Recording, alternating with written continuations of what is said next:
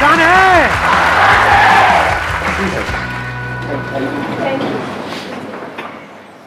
What do you guys want कि इस age group के लिए क्या टॉपिक होना चाहिए? Sir, I used to think what I have done and what I have to do, but I'm not doing anything. So I want to know the answer. मतलब हम सोचते रहते हैं, करते कुछ नहीं है। तो करें कैसे? करना किसको है? एक मिनट, करना किसको है? तो करते क्यों नहीं हो? आप क्या चाहते हो? मैं आकर के बोलूं कि करो करो करो करो? अरे भाई, मैं कौन होता हूँ बोलने वाला? कंसंट्रेशन नहीं बन पाता है किसी भी चीज में, करना भी चाहते हैं, हो भी पाता है, फिर भी क्या होता है सर, हम कर नहीं पा रहे हैं उस चीज को। आप कह रहे हो कंसंट्रेशन नहीं बन पाता है, क्यों नहीं बन पाता है? हमारा फोकस एक काम पे क्यों नहीं रह पाता? Yes sir. हाँ, नहीं क्यों नहीं रह पाता, मैं पूछ रहा हूँ। नॉट यस सर, क्यों नहीं रह पाता है? बताओ, आंसर दो। सर डिस्ट्रैक्शन सबसे बड़ी चीज़ है इसमें। लाइक जैसे मैं कभी पढ़ता हूँ तो बीच में मुझे आ जाता है कि भाई दोस्त का फ़ोन आता है, चल भाई पबजी खेलते हैं। तो सर उस टाइम पे डिस्ट्रैक्शन यहाँ जाता है कि पबजी में आगे करना है। हाँ हाँ। तो सर माइंड अपना एक कांस्टेंट नहीं है। मैं वही चाह रहा हूँ कि आज होना चाहिए कंसिस्टेंसी के ऊपर, कि हमारा माइंड कांस्टेंट कैसे रहे? हाँ, दैट इज द चैलेंज। और ये Yeah. सबका चैलेंज है, Yes. किसी एक का तो नहीं। यस और नो? हाँ, कितने चाहते हैं यही हो आज के सेशन का टॉपिक? अरे वाह, लोगों ने खुल के हाथ ऊपर किया है। वहाँ जैसे एक लड़के ने हाथ ऊपर किया, वहाँ मैंने देखा एक साथ वाली लड़की फड़फड़ा रही थी। अरे भैया, लगा के आया करो फुसफुस, सस्ता सा आता है। हाँ, आप जो कह रहे हो वो ये है कि डिस्ट्रैक्ट हो जाते हैं। हाँ। एक बात बताओ, मैं इसी पॉइंट को आगे बढ़ाता हूँ। कोई आपकी फैमिली में है जो आपको सबसे ज़्यादा प्यारा है, या इस पूरी दुनिया में जो सबसे ज़्यादा प्यारा है, मान लो उनको कोई हेल्थ की प्रॉब्लम हुई और उनको हॉस्पिटल लेकर के जाना है। उस वक्त अगर दोस्त का फ़ोन आए, पबजी खेलते हैं तो? उस टाइम गोल तो ऑब्वियसली अपना फैमिली होगा ना। हाँ, कोई किसी तरह की डिस्ट्रैक्शन नहीं, किसी तरह का माइंड डाइवर्ट, ये वो, या माइंड सिर्फ एक ही जगह पे फोकस्ड होगा? तो एक जगह पे डिस्ट्रैक्शन है, एक जगह पे नहीं है। ऐसा क्यों हो रहा है? प्रायोरिटी वर्ड भी उस टाइम माइंड में नहीं आ रहा होता है। हाँ, उस टाइम माइंड में क्या चल रहा होता है? बस ये ही करना है। और कहीं पे ट्रैफिक जैम है, हम लेकर के उनको जा रहे हैं हॉस्पिटल और रास्ते में ट्रैफिक जैम है, क्या करोगे? मतलब कोई और रास्ता पकड़ोगे? तो आंसर मिला आपको कि distraction is not a problem, क्योंकि डिस्ट्रैक्शन तो वहां पर भी है। प्रायोरिटीज रखनी है अपनी। नहीं नहीं, नॉट जस्ट प्रायोरिटीज। ध्यान से समझो, वो जो गोल है, गोल आपका क्या है कि जल्दी से जल्दी वहां पर पहुंचना है, वो आपके लिए एक्चुअल में इंपॉर्टेंट है या नहीं है? एक है एक्चुअल में इंपॉर्टेंट होना, एक है ठीक है सुन लिया किसी की बात, मेरी बात ही सुन ली मेरे किसी सेशन में, कुछ बड़ा करना है तेरे को। हाँ यार, बंदा बात तो सही कर रहा है, बड़ा तो करना चाहिए, सब करते हैं, मुझे भी करना है बड़ा। तो क्या वो आपका अपना डिजायर है या किसी और को देख करके एक विश है जो अंदर पैदा हो रही है? क्योंकि पैसा किसको नहीं चाहिए, सक्सेस किसको बुरी लगती है? तो do you really want success as bad as you want air to breathe? अपने आप से सच बोलो, क्योंकि अगर if you really want it तो फिर डिस्ट्रैक्शंस खत्म हो जाती है वहां पर। और आपको एक मजेदार बात बताता हूं आपके ही माइंड की, बताना मैं सही कह रहा हूं गलत कह रहा हूं।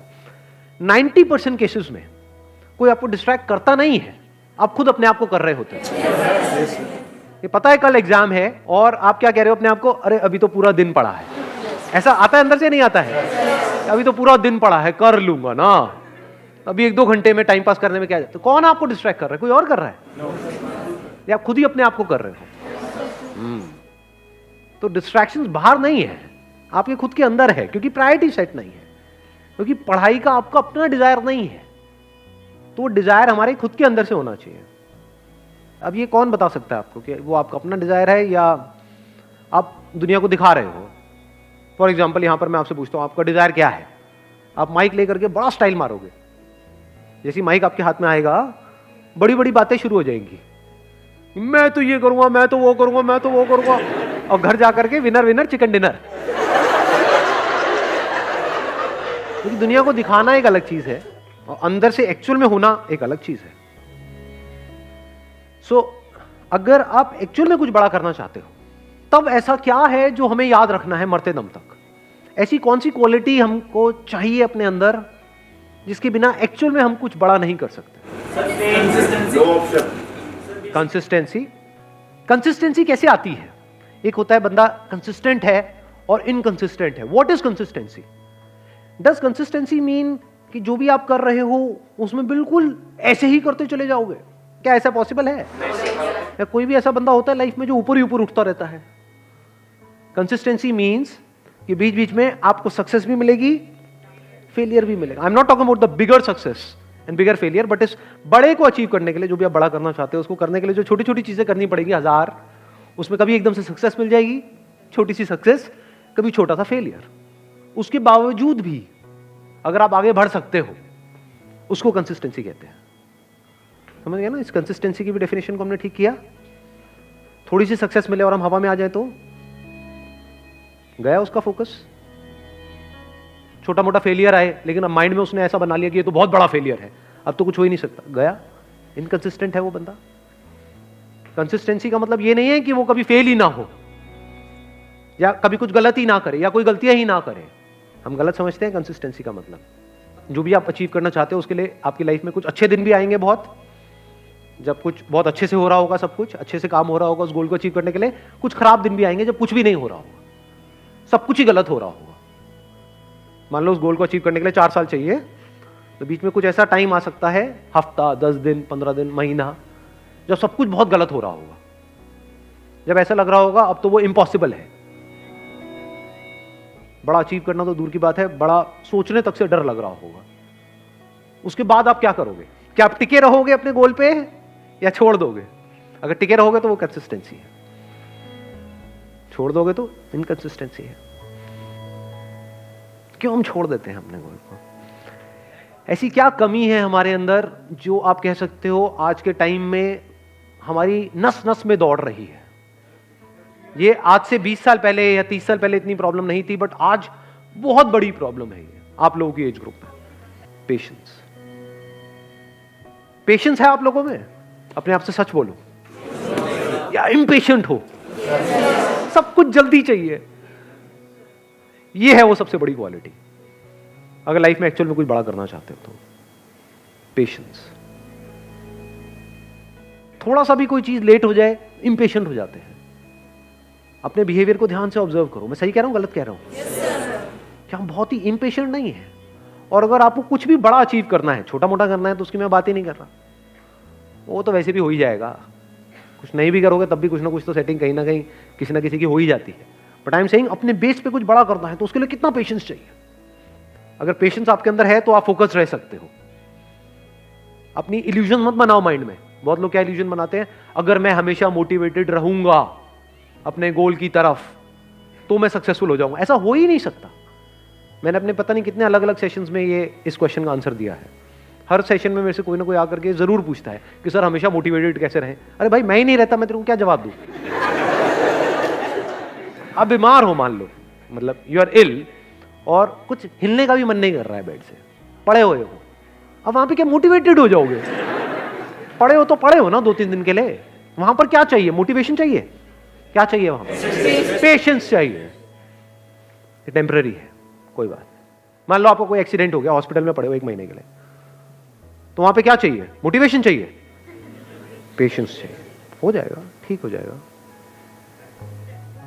तो मैंने बोल तो दिया है पेशेंस, बट पेशेंस आएगा कैसे? हमारी हैबिट तो कुछ और ही है। क्या इतना पेशेंस है कि कई सालों तक और कई बार पूरी जिंदगी कुछ बड़ा करने के लिए आप उस गोल पे फोकस्ड रहो? कितना पेशेंस चाहिए इसके लिए? पेशेंस से क्या मिलता है?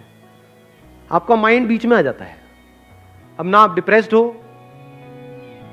डिप्रेशन का मतलब पेशेंस नहीं है। लेजीनेस का मतलब आप लेजी नहीं हो, you are patiently waiting for things to happen, you are patiently waiting for the right opportunity, you are patiently waiting for the right time.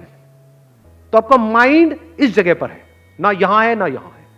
यह बड़ी कमाल की स्टेट है, क्योंकि जब आप इस जगह पर होते हो, ये पेशेंस वाली स्टेट में होते हो, आप किसी भी प्रॉब्लम का सॉल्यूशन निकाल सकते हो। With patience you can find answers to such problems जो देखने में लग रही होती है कि ये तो इम्पॉसिबल है यहां से बाहर निकलना। तो with patience you can overcome anger. कभी करके देखना, प्रैक्टिकली बताता हूं। मैं ये सब करता हूं इसलिए आप लोगों को बता रहा हूं। कभी बहुत गुस्सा आ जाता है लाइफ में, किसी बंदे के ऊपर, बंदी के ऊपर आता है, नहीं आता है? हद से ज्यादा गुस्सा। वो घर वालों पे भी आ सकता है, पड़ोसी पे भी आ सकता है, अपने गर्लफ्रेंड बॉयफ्रेंड पे आ सकता है। कहीं बहुत ज्यादा गुस्सा जब आ जाए तो क्या करें? अब जितना आप उसके पर्सन के बारे में सोचते रहोगे तो जो हुआ वो याद आता रहेगा, जितना उसको रिपीट करते रहोगे गुस्सा बढ़ता जाएगा। हार्ट बीट तेज होती चली जाएगी, कुछ करने का मन करेगा। ऐसा होता है नहीं होता है? वो गुस्सा बाहर निकलने के लिए तड़पेगा। उस वक्त क्या करो? गुरु मंत्र देता हूं आप लोगों को। रात को सोने से पहले मन में सिर्फ ये बोलना शुरू कर दो, पेशेंस पेशेंस पेशेंस पेशेंस, जब तक नींद ना आ जाए। सुबह उठोगे सब सही होगा।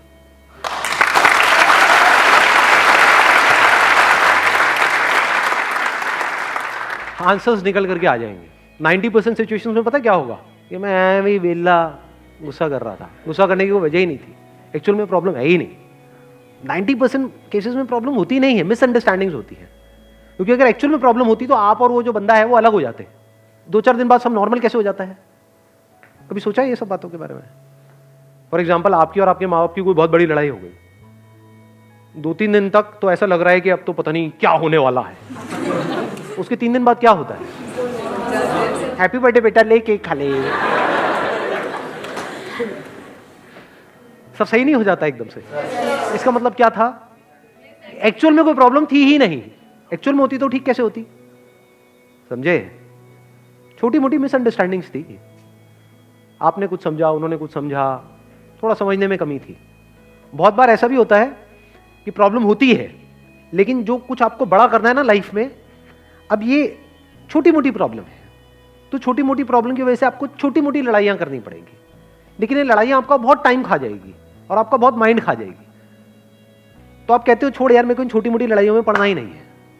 लड़ाई भी चूज करनी होती है जी, विद पेशेंस, क्योंकि जिससे लड़ोगे उसी लेवल पे आप आ जाओगे। कहते हैं never fight with a pig, you will get dirty and the pig will love it. तो हर एक से नहीं लड़ना होता है। लड़ना ही है तो किसी बड़े गोल को अचीव करने के लिए लड़ो ना। लड़ना ही है तो अपने आप से लड़ो ना, दम है तो।